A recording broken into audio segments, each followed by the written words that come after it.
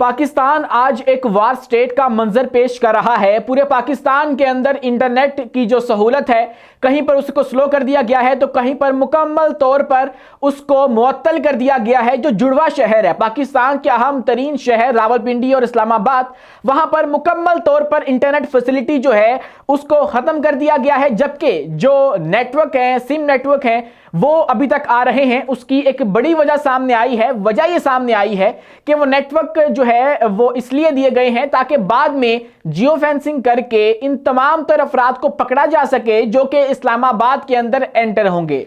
अब सवाल यहां पर यह है कि क्या अगर लाखों लोग एंटर हो गए इस्लामाबाद के अंदर तो उन सब की निगरानी के लिए इतना अमला मौजूद है? और उसके बाद बाकी अगर इलाकों की बात करें, लाहौर की, फैसलाबाद की, सियालकोट की, तो इन तमाम तर जगहों पर इंटरनेट की जो रफ्तार है उसको स्लो किया गया है, छेड़खानी की गई है। जो व्हाट्सएप है वहां पर कोई मीडिया फाइल शेयर नहीं हो पा रही है। उसके बाद दीगर जो मसाइल हैं वो देखने को मिल रहे हैं, लेकिन फिर भी थोड़ा थोड़ा करके चल रहा है। यहां पर निजाम अभी चल रहा है, लेकिन इस्लामाबाद में और रावलपिंडी में इंटरनेट मुकम्मल तौर पर मुअत्तल हो चुका है। उसके बाद काफिले पूरे पाकिस्तान से इस्लामाबाद का रुख कर चुके हैं और अब फाइनल वो काफिला जिसका सबको इंतजार था या जिसके ऊपर सबकी नजरें टिकी हुई थी, जो कि पाकिस्तान तहरीक इंसाफ की आखिरी उम्मीद है। मतलब वो उम्मीद कि अगर पूरे पाकिस्तान में से कोई ना निकला तो केपी में से ऐसे काफिले आएंगे कि जो इस्लामाबाद को बहाकर लेके जा सकते हैं। यानी कि अली अमीन गंडापुर का काफिला वो भी इस्लामाबाद का रुख कर चुका है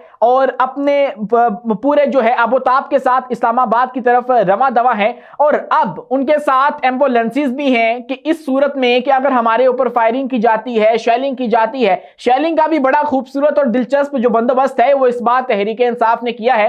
तो इन तमाम चीजों का बंदोबस्त किया गया है। उसके बाद कंटेनर्स को हटाने के लिए बाकायदा तौर पर मशीनरी लाई जा रही है साथ में। अब वो स्टेट की मशीनरी है या फिर वो प्राइवेटली जो गंडापुर साहब हैं उन्होंने अपने लिए अरेंज की है, अपने काफिले के लिए अरेंज की है, ये इसके ऊपर जो है वो बाद में बात करते हैं। लेकिन जो काफिला है वो बहुत ही ज्यादा बड़ा है। बाकी तमाम तर सूबों से उस तरह से काफिलों को जो इस्लामाबाद है, दारुल हुकूमत है, वहां तक पहुंचने नहीं दिया गया।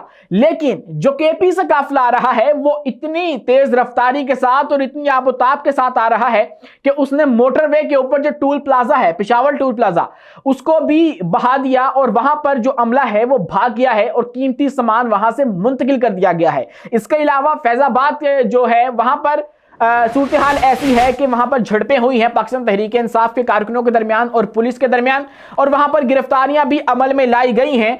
और जहां पर कारकुन गिरफ्तार हुए हैं, आम लोग भी गिरफ्तार हुए हैं, वहीं पर जो पाकिस्तान तहरीक इंसाफ है उसके रहनुमा भी गिरफ्तार कर लिए गए हैं, जिसके अंदर जैन कुरैशी शामिल हैं और उसके बाद जो आमिर डोगर हैं वो भी शामिल है। ये दो नुमाया नाम हैं जिनको गिरफ्तार कर लिया है पुलिस ने। और इसके बाद इनके ऊपर जो है वो इल्जाम भी लगाया जा रहा है कि इन्होंने जानबूझकर गिरफ्तारी दी है। लेकिन ये सारा मामला बाद में जो है वो पीटीआई खुद से इसकी इन्वेस्टिगेशन करवाएगी और देखा जाएगा कि आया इनके पीछे इनकी कोई साजिश थी या फिर इनको वाकई में हकीकतन गिरफ्तार किया गया है। क्योंकि जैन कुरैशी पहले भी इस हवाले से लाइमलाइट में रह चुके हैं कि उन्होंने पार्टी के साथ गद्दारी की है। लेकिन अब जैन कुरैशी दोबारा से गिरफ्तार हो चुके हैं, आमिर डोगर गिरफ्तार हो चुके हैं। लेकिन जो पीटीआई के पास सबसे बड़ा सरप्राइज है वो सरप्राइज है शेर अफजल मरवत का।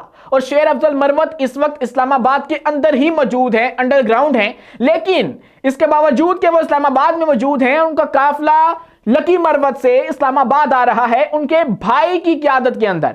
और दूसरी जानिब जो अली अमीन गंडापुर के भाई हैं वो भी उस काफिले को लीड कर रहे हैं। और केपी के जितने काफिले हैं आधों को अली अमीन गंडापुर खुद लीड करते हुए आ रहे हैं। तो उसके साथ उनके भाई हैं जो शेर अफजल मरवत हैं, उनके भाई इस वक्त लीड कर रहे हैं। और मेन सरप्राइज जो है वो शेर अफजल मरवत देंगे, क्योंकि ये एहतजाजी कमेटी के सरबराह हैं पीटीआई के, और इनको वो हुनर आते हैं एहतजाज के जो कि शायद पीटीआई के अंदर किसी को नहीं आते। इन्होंने पीटीआई को उस वक्त जिंदा रखा था कि जब लोग आकर प्रेस कॉन्फ्रेंस करके पीटीआई को अलविदा कह रहे थे। उस वक्त शेर अफजल मरवत जो है वो सड़कों के ऊपर लोगों को मुतहर्रिक किए हुए थे। तो आज दोबारा से उनका इम्तहान है, उनके ऊपर लगे हुए हर दाग को धोने का जो वक्त है वो आ गया है। यह भी मुमकिन है कि आज अगर वो अच्छा परफॉर्म कर जाते हैं और वो काफिला जो लकी मरवत से निकला है वो इस्लामाबाद में पहुंचाते हैं और यहां से उनको लीड करते हैं, जो कि उनका प्लान है कि वो काफिला यहां इस्लामाबाद में आएगा और हम उनको लीड करेंगे, तो ये बहुत ही गेम चेंजर साबित हो सकता है, क्योंकि उनका एहतजाज मामूली नहीं होता और वो मामूली जो है वो जाते भी नहीं है वापस घरों पे, लेकिन लोग जो हैं वो बहुत ही ज्यादा पुरजोश हैं। गिरफ्तारियां हो चुकी हैं, 300 के करीब जो कारकुनान हैं इस वक्त गिरफ्तार किए जा चुके हैं।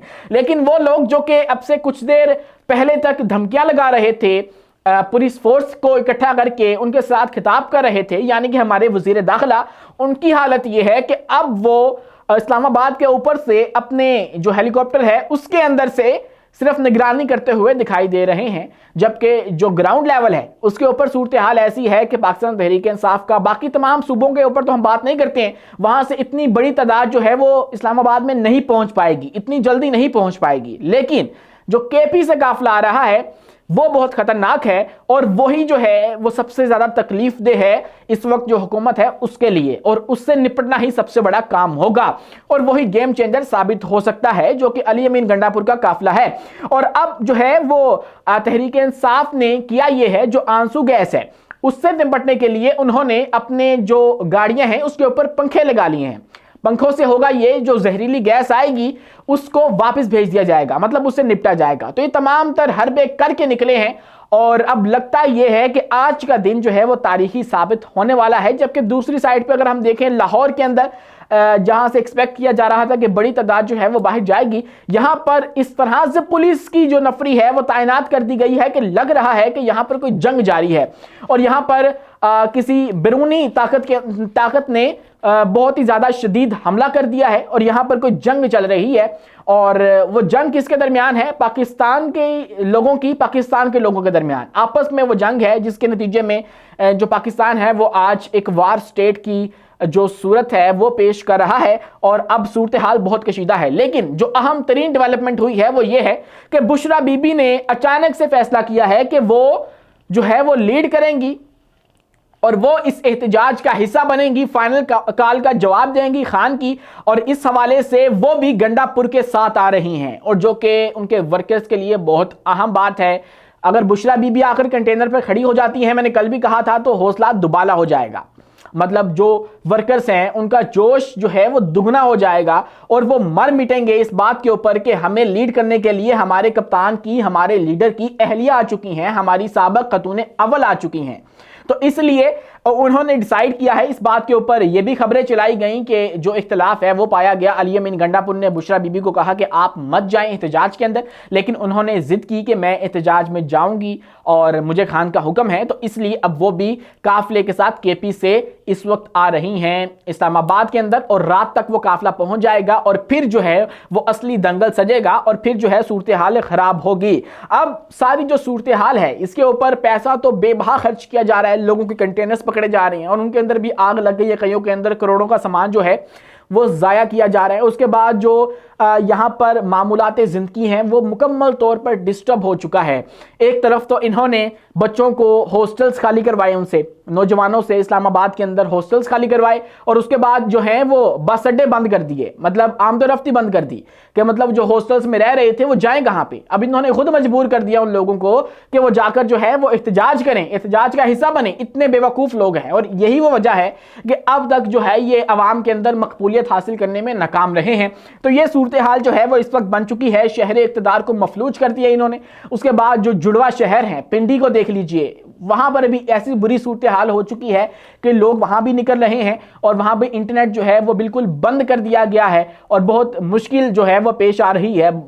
चंदा इलाके हैं कि जहां पर इंटरनेट चल रहा है और कोई पोर्श किस्म के इलाके हैं इस्लामाबाद के, वहां पर इंटरनेट की सहूलत मौजूद है, बाकी कहीं भी इंटरनेट नहीं चल रहा। इवन के लाहौर के अंदर भी जो मीडिया फाइल्स हैं वो शेयर नहीं हो रही हैं व्हाट्सएप के ऊपर और दीगर जो सोशल मीडिया ऐप्स हैं उनके ऊपर। तो अब तक के लिए इतना ही। अपने मेज़बान उमैस मुनीर को दीजिए इजाज़त, मिलते हैं अगली वीडियो में नई मालूमात के साथ।